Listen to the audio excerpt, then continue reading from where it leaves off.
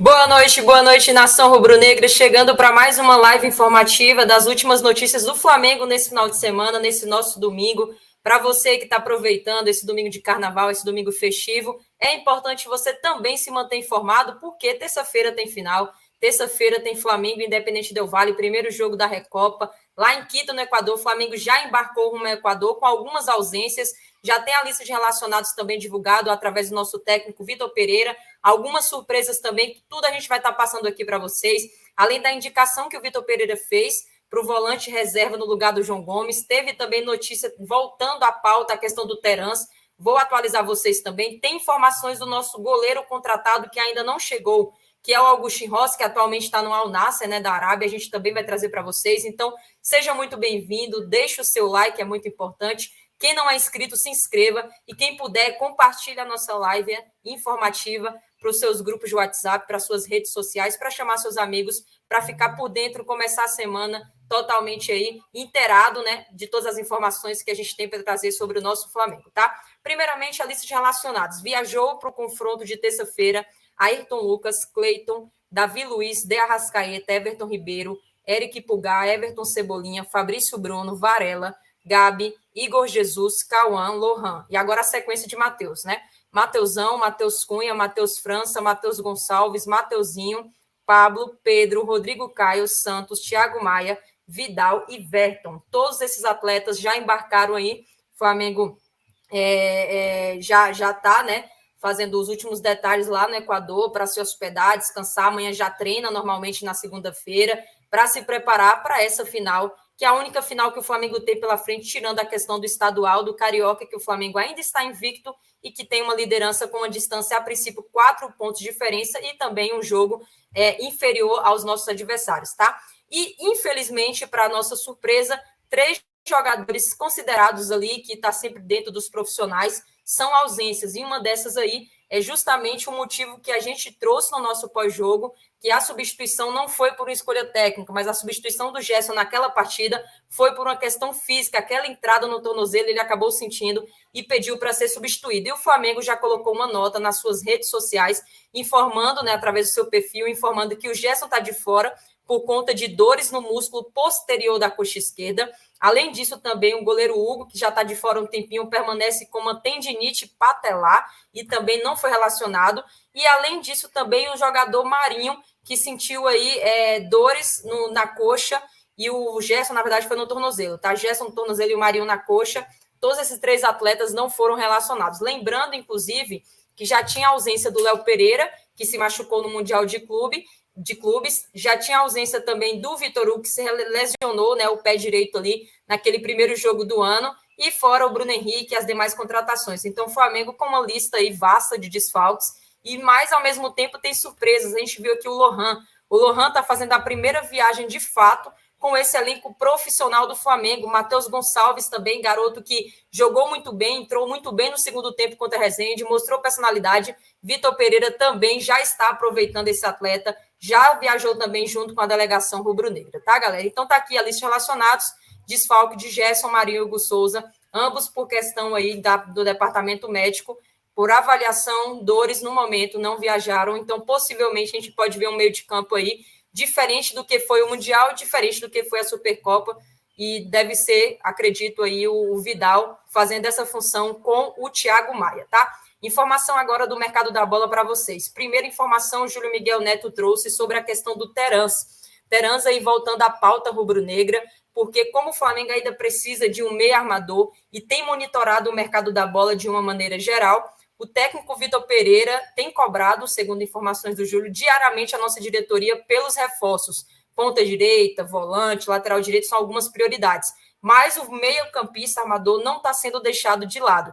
E novamente voltou à tona o nome do David Terans, né, meio-campista do Atlético Paranaense uruguaio. Ele que nessa temporada já tem 2 gols e 4 assistências e aparece novamente, como eu falei, uma opção boa considerada pela nossa diretoria nesse mercado da bola, nessa transferência, e o Flamengo, entendendo a sua necessidade e a sua carência, aliado a uma boa oportunidade, pode ser que esse nome volte a ser interessante para os nossos dirigentes ali, Marcos Braz e Bruno Spindler, de maneira geral. Então, você que está chegando com a gente, já faça a primeira pergunta.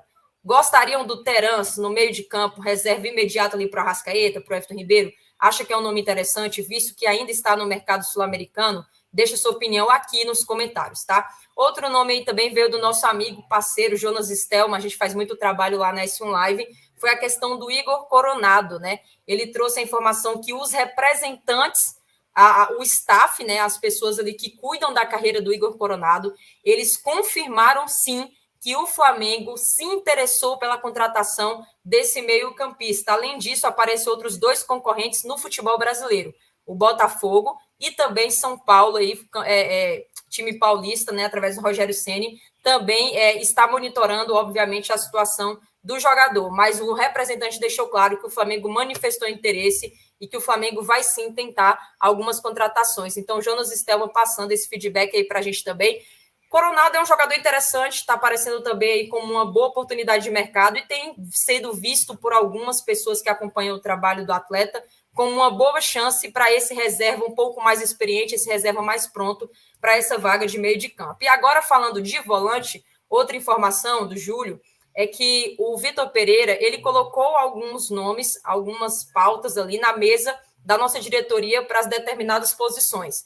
E para essa posição de volância, o Vitor Pereira, ele além de querer assim velocidade, né, nessas contratações, o Vitor Pereira, ele quer um volante com características próximas ao que o João Gomes desempenhava na temporada passada. E com isso, o nosso técnico português indicou o Fausto Vera para ocupar essa posição. Então, sugeriu ao Flamengo, para suprir essa saída do João Gomes, a possibilidade de tentar alguma conversa, de tentar alguma contratação com esse atleta. Obviamente, Bruno Spindel, Landim e Marcos Braz têm total ciência que essa contratação do Fausto Vera, hoje, ela foge um pouco até da naturalidade de acontecer, porque é uma negociação muito difícil, mas mesmo assim, os nossos dirigentes ali que têm reunido com frequência com o Vitor Pereira, conversou com o treinador, entendeu alguns nomes, avaliou esse talvez seja mais possível, esse talvez nem tanto, e deixou muito claro que o nome do Fausto Vera é um nome muito difícil para ter no seu plantel, mas que escutou o treinador sim, essa pedida do Fausto Vera.